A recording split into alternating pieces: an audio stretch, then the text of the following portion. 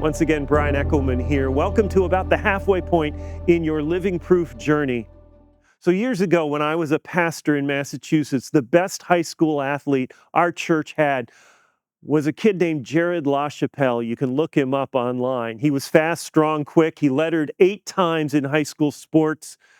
And in basketball and baseball, he was amazing as quarterback. He also played defense as a safety, and he won the high school state championship that year, even though he only had one leg. When he was 6 weeks old as a baby, cancer required them to amputate his left leg just below the knee.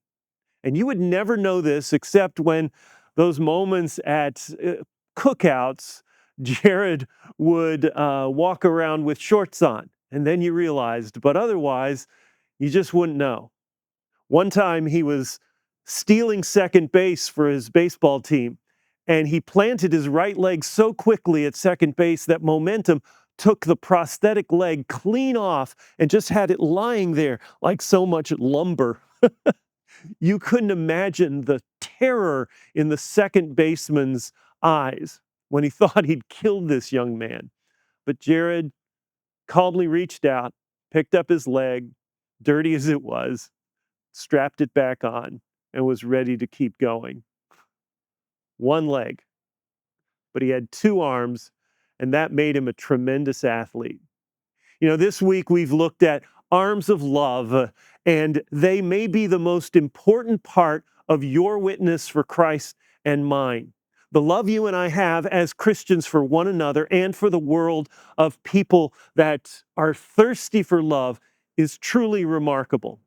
You know, I've talked to so many other people who bemoan the fact that their other gifts, their spiritual gifts, they don't really feel like they're as strong as they could be.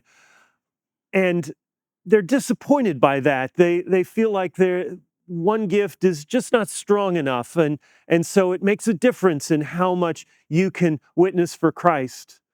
But I always think of Jared.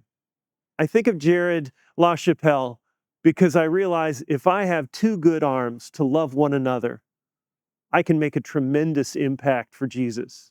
And so can you. So have a great discussion today. We'll see you afterwards. God bless.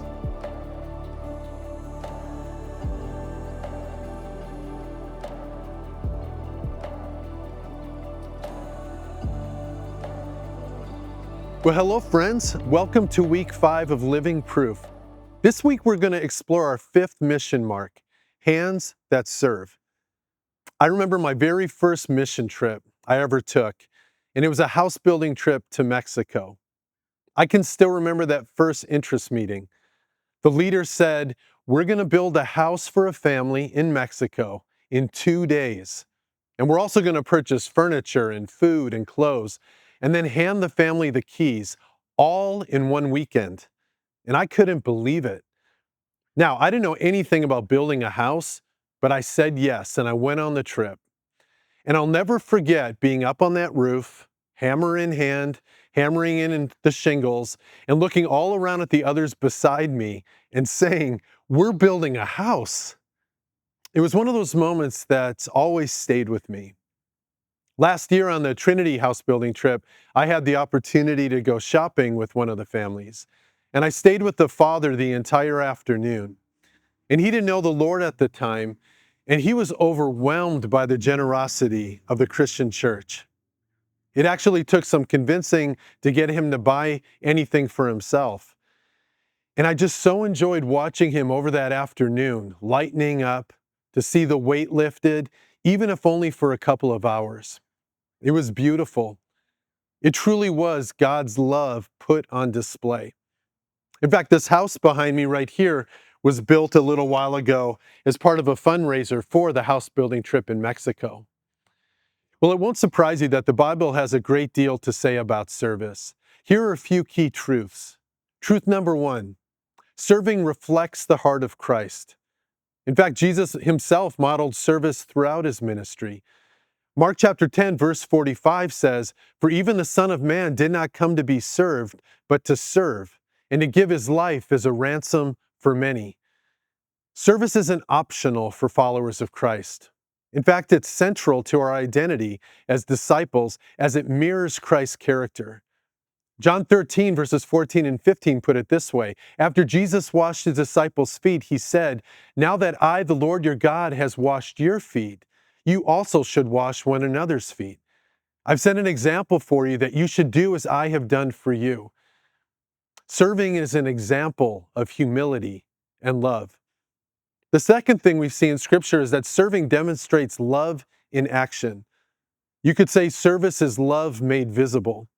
Galatians chapter 5:13 talks about that very point that says, "Do not indulge in your flesh, but rather serve one another humbly in love." True Christian freedom leads us to serve one another, not seek self-gratification. Love is proven in deeds, not just in our declarations. And point number 3, serving ultimately glorifies God. Our service points others to God, not to ourselves. Matthew chapter 5, verse 16, Jesus says, "Let your light shine before others, that they may see your good deeds and glorify your Father in heaven." Service, you could say, is a form of worship. It reflects God's goodness, and it draws others to Him. Colossians 3:23 and 24 says, "Whatever you do, work at it with all your heart, as working for the Lord, not for human masters." It is the Lord Christ you are serving. Every act of service you and I do, big or small, becomes sacred when we do it for Christ. Well, friends, this week's readings, we're going to explore all the different ways you might consider serving. In fact, you're going to have an opportunity to serve with your group as well, as there's a list of all kinds of different projects you can take part in.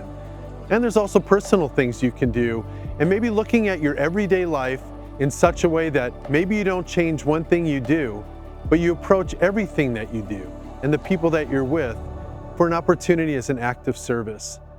May the Lord bless you this coming week as we explore what it looks like to have hands that serve the Lord.